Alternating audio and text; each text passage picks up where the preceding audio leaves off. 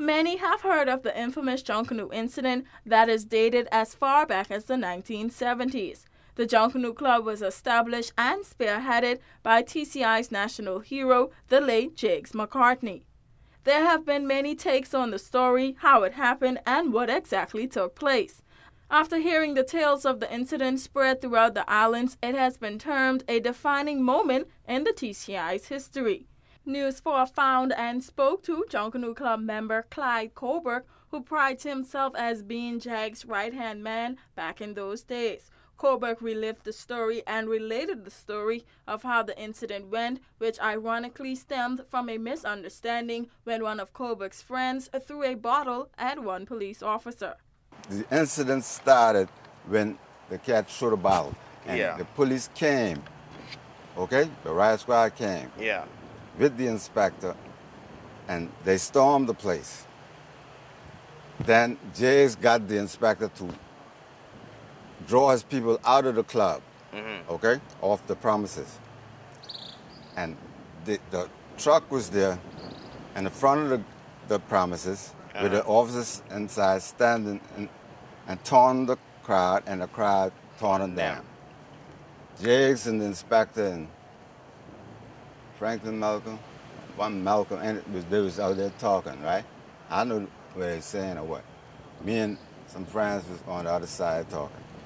And I came in the yard. When I came in the yard, just I reached in the crowd, the shot fired, bang! Colbert said after the shots were fired, the police fled, leaving the inspector behind. And the officers fled the scene, leaving the inspector. So Jiggs brought the inspector to the club and said, hold this man here for me, Clyde, for his safety, right? Jiggs then decided to hold the inspector as well as the news reporter hostage and demanded that the governor meet with him in order to release the hostages. Then we went direct to the news reporter house. And we tell the news reporter what's going on. So he came with us and went to the club too. Who was the news reporter? John Husband. So he investigated and conversed with the inspector, and he wanted to leave after he finished. So we told him, no, you can't leave.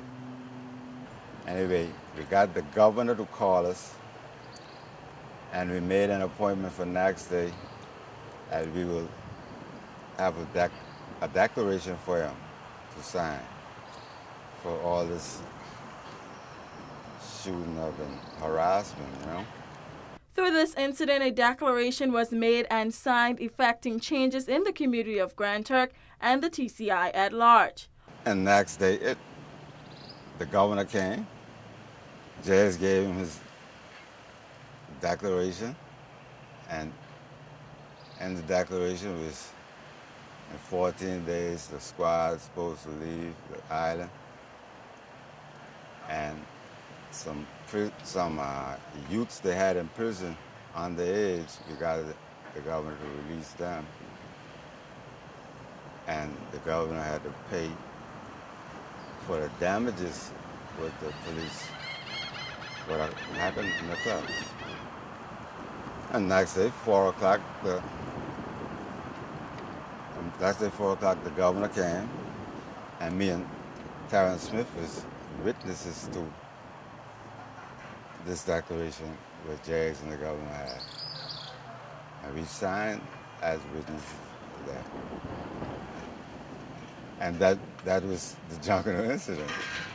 After hearing many variations of the story, Colbert attests that this is the true version of the Junkanoo Incident. For WAV4 News, I'm Tian Thomas.